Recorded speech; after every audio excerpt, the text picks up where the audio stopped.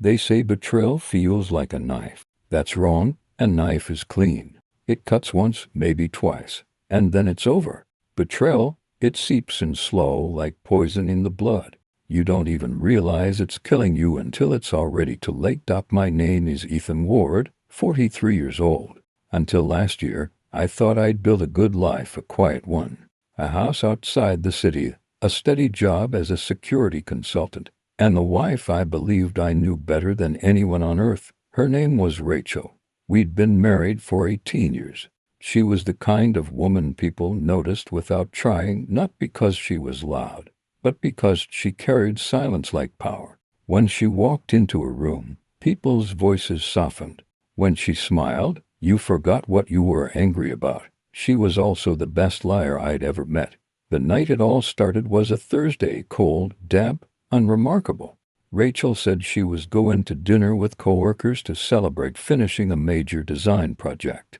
I didn't think much of it. She'd been working insane hours for months, and frankly, I was glad she was finally unwinding. But when midnight came and went with no word, something inside me began to crawl. By 1 o'clock a.m., I called her cell, straight to voicemail. By 2:30, I'd convinced myself something had happened, an accident, a mugging, something explainable. By 3 o'clock, I was driving toward the restaurant she mentioned. She wasn't there. The next morning, she called, calm, collected, voice like nothing had happened. I stayed at a friend's, she said. Too much wine, didn't want to drive. I wanted to believe her. God, I did. But something about her tone, that easy confidence, didn't fit.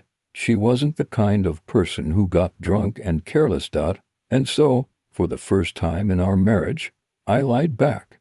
Of course, I figured that. For a week, I watched her. Not obsessively, not yet. Just quiet observation. She smiled too easily.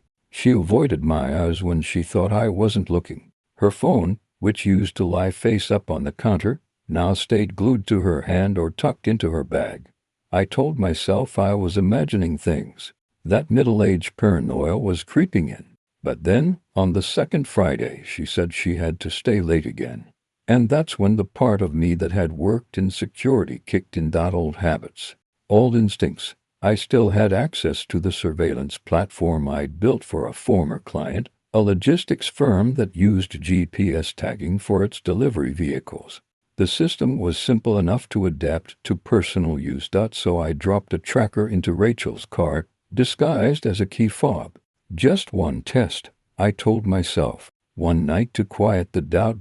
At 6:12 p.m., she left the office.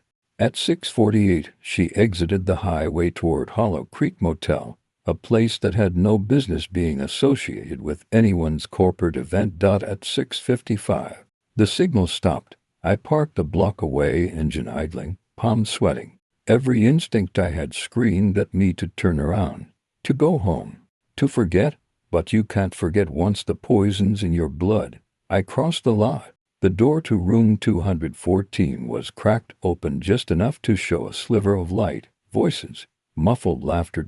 And then her laugh, that same soft, melodic sound I used to fall asleep to. Except now it was followed by someone else's, a man's voice. Deep, confident. I didn't burst in. Didn't shout.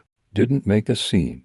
I walked back to my car, sat in silence, and watched the clock tick for exactly 12 minutes. That's how long they stayed inside. At 7:18, she came out, adjusting her coat, tucking her hair behind her ear like it was any other night. The man followed seconds later, tall, dark jacket, no ring. He kissed her before they split, quick, casual, practiced.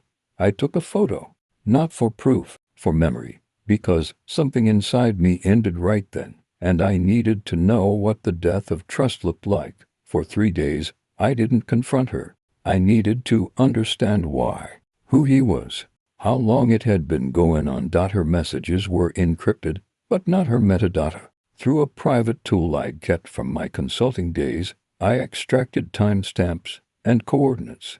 Same man, same nights, same motel, 8 times in 3 months. That's not a mistake. That's a second life. By the end of that week, My pain had cooled into something sharper. Not rage, not heartbreak, precision.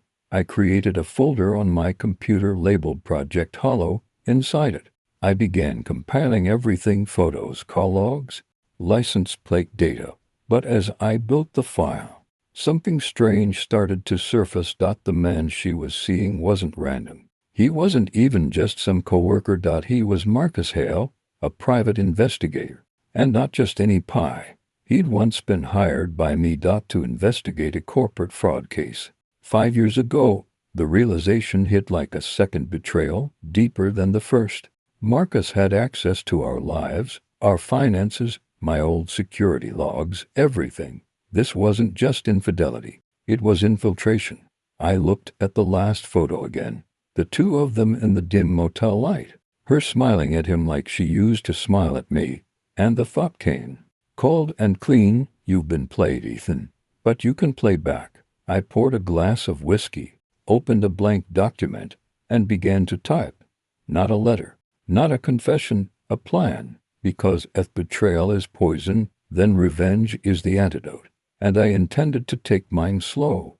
It's strange how betrayal sharpens you. You start to see the world in layers. Every word, every glance, every silence hides a pattern waiting to be read. I used to think paranoia was a sickness. Now, I see it's just clarity, stripped of illusion. After that night at the motel, I became someone else. Not overnight, more like the slow turn of a knife. I still went to work. I still smiled when Rachel kissed me goodbye each morning. But behind my eyes, I was building something, a quiet operation, a private war. The first thing I did was dig into Marcus Hale. He'd worked as a private investigator out of downtown Chicago, offices on Lake Street, to employees, modest clientele. But then I found something odd. 6 months ago, he dissolved his firm. No bankruptcy, no forwarding address. He simply vanished from public record. Until now, I cross-checked his vehicle registration against footage from the motel parking lot. Same black Audi, license plate registered under a shell company in Nevada, Whitefield Assets LLC. That name rang a bell. I'd seen it once before, in a batch of encrypted emails Rachel had received from a client she never named. I didn't need to guess who the client really was. The connections were too clean to be random. Marcus wasn't just her affair. He was a job, which meant Rachel wasn't just cheating. She was working, but for who? For the next few weeks, I kept my distance. I didn't confront her. Instead, I built a network of my own, digital and physical. I bugged her car, cloned her SIM, even installed a micro camera in the living room clock. It felt insane, even to me, but when you've been lied to that long, truth becomes an obsession. And then, one evening, I got what I was waiting for. It was a Wednesday. Rachel had left for a meeting. I was at home pretending to read when my phone buzzed. A motion alert from the clock can. I opened the feed. Marcus stood in my living room, calm, smiling, talking like he belonged there. Rachel was with him, sitting on the couch, leaning forward, her hands moving fast as she spoke. I unmuted the audio. "He's getting suspicious," she said. Then accelerated. Marcus replied, "We're running out of time. He's not stupid, Marcus. He worked in cyber surveillance. If he catches on, he already has. That's why you stick to the plan." I felt my pulse spike. What plan? They left 20 minutes later. I played the clip a dozen times, freezing frames, analyzing body language, expressions. This wasn't love. This was coordination. Rachel wasn't nervous like a woman hiding an affair. She was focused, controlled, like someone following orders. The next morning, I checked our accounts. Nothing unusual. No withdrawals, no hidden transactions. Until I looked deeper. Rachel had access to a shared investment portfolio I'd opened years ago, tied to my consulting business. It hadn't been active in months or so, I thought, but she'd been moving small amounts of cryptocurrency through it, in and out, in precise intervals, masked under automated transfers. Each transaction matched a timestamp from when she'd met Marcus. They weren't laundering money. They were transferring data. I called in a favor from an old contact, Leah, an analyst who'd worked with me before the company downsized. I told her it was for a freelance investigation. She didn't need the details. Within 48 hours, she called back. Ethan, whatever this is, it's not small time, she said. Explain. That crypto chain you sent me. It's not just money. It's encrypted data routing through offshore nodes. Looks military grade. Someone's using your account as a dead drop. For what? Files, intel, I don't know. But whoever's behind it has clearance-level encryption keys. You've been compromised. That word hit harder than betrayal ever did. Compromised. Rachel hadn't just cheated on me. She'd used me, my name, my credentials, my systems. And Marcus wasn't her lover. He was her handler. That night, she came home late again. I watched her move through the house, graceful, quiet, pretending the world was ordinary, dinner, wine, small talk, and the whole time, I studied her like a stranger. When she smiled at me, I caught it, the faintest trace of calculation in her eyes. It was like she was measuring my reactions, checking for weakness. So I gave her none.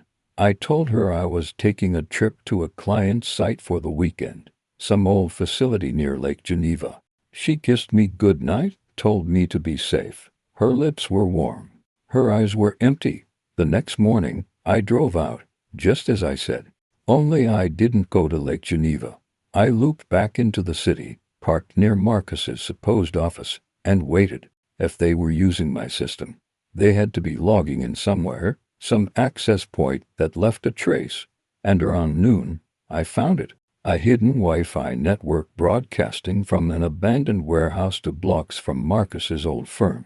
I slipped inside. The place looked gutted, desks covered in dust, half-smashed monitors, old equipment.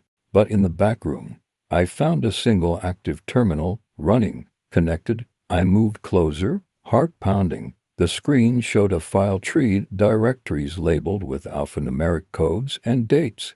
One caught my eye, Ward_archive. My name. I opened it. Inside were copies of every private contract I'd ever handled, security plans, client credentials, encrypted reports, all stolen from my servers. And at the bottom, a single text file titled termination_protocol.txt. I opened it. Subject, Ethan Ward. Objective, data extraction complete. Proceed to phase 2. Handler, R. Ward. Status, target unaware. Execute contingency if exposure confirmed. There was more. Coordinates, dates, and one chilling final line. Authorization, M. Halloumi. Blood ran cold. This wasn't an affair. It was an operation, and I was the target. I copied everything to a drive and erased my presence from the system. Then I left, calm and deliberate, because panic is a luxury you can't afford when you realize your life's been hijacked. By the time I got home, Rachel was already there, cooking dinner, humming softly, her phone beside her on the counter. She looked up and smiled. "You're home early." I smiled back. "Missed you?" And for the first time in our marriage, every word I spoke had two meanings, because now I wasn't just her husband, I was her hunter. I barely slept that night, the kind of insomnia that's not about being tired, it's about being awake in every nerve, your body humming with plans your mind hasn't even caught up to yet. I lay next to Rachel, watching her chest rise and fall, her breath slow and even. Every sound in the dark felt louder than it should. The creak of the old radiator, the wind brushing the blinds, the faint static from the power line outside. She slept like someone with nothing to hide. And that, I realized, was her greatest weapon. The next morning, she left early, said she had a client meeting near Lincoln Park. I waited 15 minutes, then checked her GPS tracker. She didn't go anywhere near Lincoln Park. She went to the warehouse, the same one where I'd found the termination protocol file. By then, I'd already started my own counter-operation. When you've worked in cybersecurity long enough, you learn how to make digital ghosts.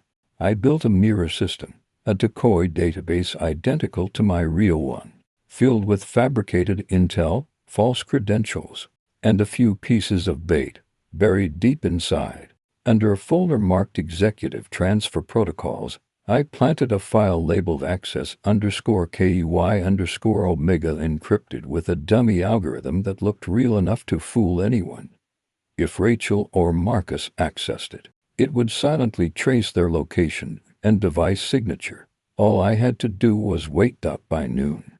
The alert came in. Unauthorized access detected. Location: 212 North Franklin, 4th floor. That was the old office building across from Syntec Tower, right in the corporate district. And according to public records, that suite was leased to a consulting group called Silverline Partners. A front. I drove out there, parked 2 blocks away, and went in on foot. Inside, the lobby was polished, modern, forgettable, the kind of place where secrets could hide in plain sight. The elevator required keycard access, so I took the stairs. On the 4th floor, the hallway lights buzzed faintly overhead. Most of the offices were dark. Only one door showed light leaking through the cracks. Suite 407. Silverline Partners. Through the frosted glass, I saw 2 silhouettes. Rachel and Marcus. I crept closer, keeping my steps light. Their voices carried through the thin door. "The data's clean," Rachel said. "No anomalies, you're sure?" Marcus replied. "Ward's been sniffing around. He's paranoid, not competent. I've kept him busy." My teeth clenched. "Good," Marcus said, "because the buyers want final verification by Friday. After that, he's out of the picture," Rachel interrupted. Silence. Then the sound of papers sliding across the table. "And you're comfortable with that?" Marcus asked, his tone lower. "He's not who he used to be," she said. "He's just noise now." I'd heard enough. But as I turned to leave, my elbow brushed against the wall, a faint scrape of fabric. Rachel's voice froze mid-sentence. Then the sound of footsteps. I barely had time to move before the door opened. Marcus stepped out first. Sharp suit, sharp eyes, gun under his jacket. "Mr. Ward," he said with a faint smile. "You should have called ahead." I kept my hands visible. Didn't realize I needed an appointment to visit my wife. Rachel appeared behind him, expression unreadable. "Ethan," she said softly, "what are you doing here?" "Catching up," I said. "You've been hard to reach." Marcus chuckled. "Let's keep this civil." I looked at him, at the way he stood slightly in front of her, protective, dominant. "Civil," I said. "You're screwing my wife and stealing my data. Forgive me if I skip the manners." His smirk tightened. Rachel stepped forward, lowering her voice. "You don't understand, Ethan. You were never supposed to see this." "See what?" I snapped. "The betrayal. Or the part where you both sell classified security contracts to foreign buyers." Her eyes flickered. Just for a second, enough for me to know I'd hit close to the truth. Marcus exhaled slowly. "You've seen too much. You should have thought of that before using my credentials." I said. "Every file you touched is mirrored. I've got everything, including the termination protocol." That got him. His jaw tightened, and for the first time, I saw a crack in the mask. "You're bluffing. Try me." For a few seconds, no one moved. Then Rachel did something I didn't expect. She stepped between us. "Stop it, both of you," she said. "This isn't how it's supposed to go." "Oh, I think it's exactly how it's supposed to go," I said. "You get caught, and Marcus here panics." Marcus's hand went to his jacket. I moved first. I slammed the door closed and hit the light switch. Darkness swallowed the room. He cursed, drew his weapon, but the muzzle flash gave him away. I ducked behind a desk, glass shattering behind me. Rachel screamed. I used the chaos, threw a chair through the window, dove lull, and hit him square in the ribs. The gun went off again, too close to my ear, the sound exploding in my skull. He staggered, dropped the weapon. I grabbed it first. "You think you can steal my life and walk away?" I said. "You don't understand," he growled. "It's bigger than you, so make me understand." He just smiled, blood on his teeth. "She didn't betray you, Ward. She recruited you." The door burst open. Heavy footsteps, voices shouting police. Rachel was already against the wall, hands up. tears streaking her face. Marcus dropped, clutching his side, and me standing there with a gun, my heart hammering like a war drum. I dropped the weapon and raised my hands. They cuffed us all, but even as they led me down the hall, I could feel her eyes on me, not pleading, not afraid, calculating, like a chess player who just sacrificed a piece to win the game. 2 hours later, I was released. Wrong place, wrong time, the detective said. Marcus, taken to County General? Rachel questioned, then cleared pending further review. But I knew better. She'd set this up. She wanted me there. The real question was why. Back home, I poured a drink and sat in the dark. My hands were shaking, my mind a storm. And then my phone buzzed. A new message, no number, no ID. Just one line. You weren't supposed to survive this long. Attached was a photo, grainy, low light, but clear enough. Rachel, standing beside another man, someone I'd never seen before. The caption read, Phase 3 begins. For the first time in weeks, I felt something colder than rage. Because this wasn't over. It was just beginning. The whiskey burned going down, but I didn't care. It wasn't about taste, it was about silence, about numbing the noise long enough to think. Rachel's message still glowed on my phone screen. You weren't supposed to survive this long. The words looped through my mind like a haunting refrain. Not a threat, a fact. A statement from someone who'd already decided how the story was supposed to end. Only, I was still here. 3 days passed without a word from her. No calls, no texts, no trace. I kept my distance, but not my eyes. Through the hidden trackers I'd planted, I watched her digital footprint flatten into nothing, like she'd never existed. Then, on the 4th night, I got a ping. Her car, last recorded near the South Industrial Docks, 11:46 p.m. That place had been shut down for years. If she went there, it wasn't for business. I drove out in the rain. The docks stretched like bones against the gray skyline, cranes rusted in place, warehouses hollow and cold. I parked 2 blocks away, moving slow through the dark. Her car was there, black sedan, lights off, empty, but on the passenger seat, I saw it, a burner phone screen still glowing, and on it, a message. If you want the truth, come to Pier 17 alone. The pier was half collapsed, creaking under the weight of the wind and water. I saw her before she saw me, standing under a flickering floodlight, hair plastered to her face, wearing the same coat she'd worn the night we first met. For a moment, I just watched it. The same woman who'd once been my whole world, now a stranger who'd tried to end it. When she turned and saw me, her eyes didn't show surprise, only resignation. You came, she said. You told me to, I replied. You've been good at that lately. She smiled faintly, almost sadly. You're angry. You have every right to be. Don't patronize me, Rachel. I know everything about Marcus, about Silverline, about the operation. You used me. You framed me. And you're still out here acting like you're the victim. Her shoulders tensed, but her voice stayed calm. It's not that simple, Ethan. Then make it simple, I snapped. Tell me the truth. She looked at me for a long time, the kind of look that felt like it reached through every year we'd shared, weighing what was left to lose. Then she said quietly, it started as an investigation. I frowned. Into what? Into you. The air went still. Come again. They came to me 6 months ago, she said. They had evidence that you'd leaked data from your old contracts. Sensitive data. National security level stuff. I laughed, harsh, bitter. That's bullshit.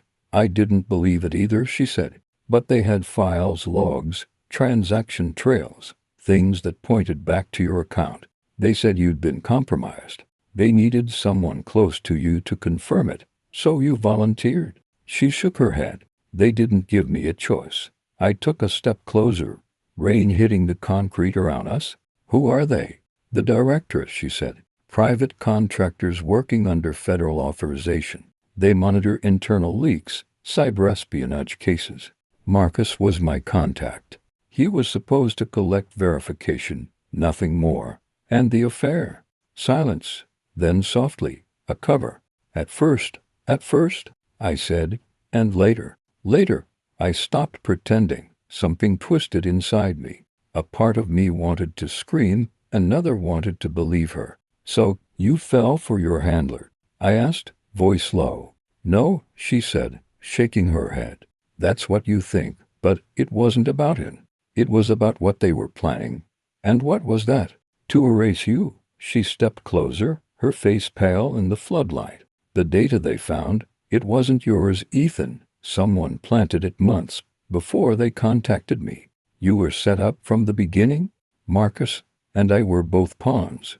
When I realized what they were doing, I tried to stop it by framing me for treason, by buying you time. She reached into her pocket slowly, pulled out a small flash drive. Everything you need to prove it's on here. Logs, communication chains, transfer keys, all of it.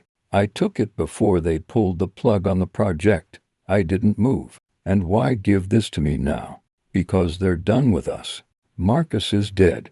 That hit me harder than I expected. Dead, shot in a parking lot 2 nights ago. Staged like a mugging, and you're next. She nodded faintly. That's why I needed you to find me. You're the only one left who can expose them. You think I'll just take your word for it after everything you did? You don't have to trust me, she said. Just take the drive. I hesitated. For a moment, I saw flashes of us, the first apartment, the wedding, the stupid late-night arguments that always ended in laughter. And then the motel room, the lies, the blood. I took the drive, not because I forgave her, but because I wanted to know. If this is real, I said, they'll come for both of us. They already have, she said quietly. You just haven't seen it yet. She turned to leave, but I grabbed her arm. Rachel, if you're lying, then you'll kill me, she finished, meeting my eyes. And I won't stop you. She slipped away into the dark, her footsteps fading under the rain. When I got home, I plugged the drive into a burner laptop, isolating the network. Inside were thousands of files, encrypted dossiers, internal communications, audio logs, and buried in a subfolder labeled E_Ward was a recording. I pressed play. Marcus's voice filled the room. Directive confirmed. Subject unaware. Termination authorized pending full transfer. Then another voice, deeper, colder, and mistakable. Proceed. Eliminate both assets. No witnesses. The metadata on the file listed the speaker's name. Director Jonathan Rains. My former employer. The same man who'd hired me 5 years ago to secure the network they were now using to destroy me. I leaned back, staring at the rain outside the window. Rachel hadn't lied. Not completely. The directorate was real, and they'd set both of us up to die. But what they didn't know, what no one ever does, was that I was already planning their funeral. It took me a week to prepare. 7 days of no sleep, no hesitation, no mercy. Revenge isn't a flame, it's a discipline. It burns slow, controlled, precise. By the time I was done, the man I used to be was gone. What remained wasn't Ethan Ward, the loyal husband or security consultant. It was a ghost built from betrayal, code, and fury. And ghosts don't forgive. The director didn't know how deep I could dig. They'd taught me everything I needed to destroy them. How to exploit blind spots, mask footprints, vanish into noise. Their mistake was thinking they were the only ones who could play that game. I started with Rains, the director, the man whose voice I'd heard authorizing our deaths like he was ordering lunch. He thought he was untouchable, but I still had access to the infrastructure I built for them years ago, an old oversight node they'd forgotten to decommission. From there, I mapped their private servers, layered through encrypted proxy chains across 6 continents. I cracked them one by one, not fast, carefully, surgically. Because when you want someone to feel it, you don't crash the system all at once. You make it bleed slowly. While I worked, I kept checking the shadows. Rachel had disappeared again, off-grid, no signals, no traces. But somehow, I knew she was still watching. We were bound now. Not by love, but by mutual damnation. the kind you can't wash off. I built my trap in 3 phases. Phase 1, the leak. I uploaded fragments of the directorate's internal memos to public whistleblower sites. Not enough to expose the whole picture. Just enough to get journalists asking questions. Phase 2, the shadow trail. I rerouted their own monitoring tools against them, feeding false positives into their threat detection algorithms. They started chasing ghosts while I slipped into the main server. Phase 3, the strike, a time cascade set to trigger every 10 minutes, wiping a new layer of their financial and operational systems while transmitting backups to international news outlets. By the time they realized it wasn't a routine breach, it was too late. At 2:47 a.m., I got an incoming call, an unknown number. I answered, Rachel's voice. Ethan, what did you do? What we should have done from the start, I said. End them. You don't understand, she said urgently. You triggered a failsafe. They'll burn everything, data, evidence, people. They don't care what it costs. Let them burn, I said quietly. That's the point. Silence, then softer. They'll come for you. They already did, I said. I'm just returning the favor. By dawn, the directorate's entire Chicago branch was in chaos. Servers offline. Assets exposed. Dozens of their operatives were being questioned by federal agencies that didn't even know they existed. And at the center of it all, one final upload, a recording. The same one from the flash drive, Raines authorizing our termination, attached with timestamps, transaction histories, and names of every operative involved. I released it to every major news outlet in the country. Within an hour, it hit global networks. Raines's career ended before breakfast, but I wasn't finished. I tracked his location through his encrypted satellite phone. He was holed up in a safe house outside Evanston, armed security, locked gates, the works. I drove there that night. No more computers, no more proxies. Just me, a suppressed pistol, and the kind of calm that only comes when you've already accepted you're not coming back. I breached the fence at 1:13 a.m. to guards outside. Quick, quiet. Inside, the house smelled like money, antiseptic and empty. Raines was in his office, pacing, phone to his ear. No, it's under control, he was saying. Containment measures. He froze when he saw me. Eyes wide, face pale. Ward, he said. My God, you sound surprised. You don't know what you're doing. This isn't personal. You made it personal the moment you signed my death order. He stepped back, raising his hands.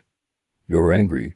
I get it. But you've made enemies you can't even imagine. You think this ends with me? There are 10 more just like. I shot him once in the leg. He fell hard, screaming. You're right, I said. But you're the only one who gets to hear this part. I tossed the flash drive at him. Everything you built. It's out there now. Every name, every crime, every lie. You don't understand, he gasped. That data wasn't meant for profit. It was control, surveillance, containment. You've unleashed chaos. Good, I said. Maybe it's time the world saw what control really looks like. I turned to leave. Behind me, I heard him crawling, muttering something about consequences. About balance. Then a shot echoed. Not mine. I turned back. Raines lay still, and behind him, Rachel. She looked different, tired, hollow. He would have killed you, she said softly. He was already dead, I replied. She glanced at the flash drive on the floor. You did it, didn't you? You released everything. Yeah, she nodded slowly, then looked up at me. Then there's nothing left for us now. Maybe not, I said, but at least it's honest. We stood there in the ruin we'd both made, for a moment. I almost believed we could walk away, start over somewhere the world couldn't find us. But the sirens were already echoing in the distance. Too late. She stepped closer, eyes glassy. I never stopped loving you, Ethan, she whispered. I know, I said. That's what makes it hurt. When the police arrived, they found Raines dead, Rachel gone, and me sitting in the dark. I didn't run, didn't resist, because revenge isn't freedom. It's just the last lie you tell yourself to make the pain make sense.